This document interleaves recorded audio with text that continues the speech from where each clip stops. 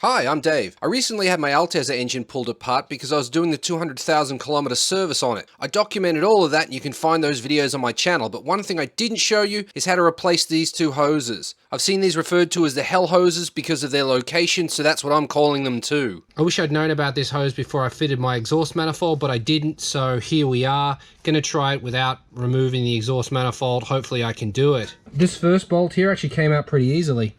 Already cracked it.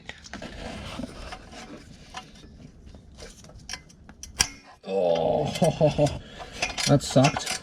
Hit the back of my hand on this thing. Now the third bolt is down in there. And that's number 3 coming from the front. Not actually that difficult, to be honest. I guess the hose is going to be difficult. There she is, down in there. Okay, I got the top hose clamp off. I'm just trying to rotate it by jamming a screwdriver in here and then wedging it against, basically doing this sort of thing with my hand wrapped around the back of the hose to get the hose to spin. Then when it's in a favorable location, I'll be able to go in with some pliers.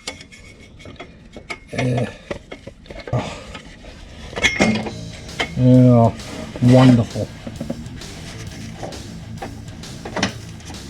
They dropped into a location where I can't reach.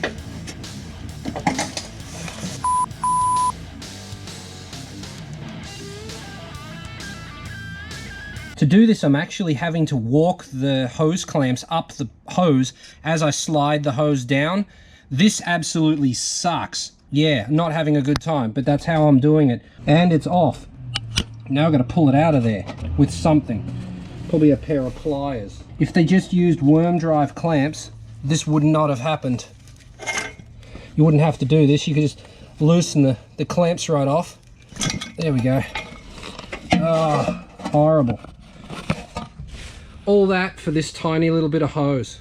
And that's why they call it the hell hose. This one and the other one are virtually, I mean, if the power steering and the aircon was still in there, I don't think there'd be a way you could get that out. Personally, I don't know how you'd do it. Drop the engine, take the exhaust manifold off, that would help. That would help a lot, actually. In fact, that's probably how you're supposed to do it anyway. I did it without doing that. There we are. Here's the new one. There's the part number, that'll be in the description. Tiny little squirt of silicone spray on the inside and we're back on. Now to put some hose clamps on in a orientation that I like. This was a present from Finnish Kuma. This is the second hell hose. Goes on there. Now I've got to get that cover back on. Oh, get my pliers out of there. That'll help too. Yeah, this is shit. That was a wiggle, but we made it in the end. I'll try and put this in without getting anti-seize on myself. I don't like my chances. That's one.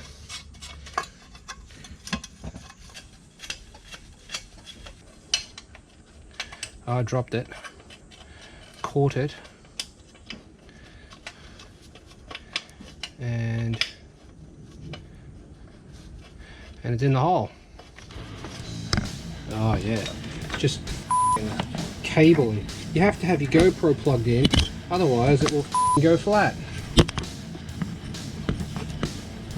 Because you've been recording so many hours with it plugged in, you've actually ruined your battery. If the battery lasted more than 5 minutes, I wouldn't have to run it plugged in.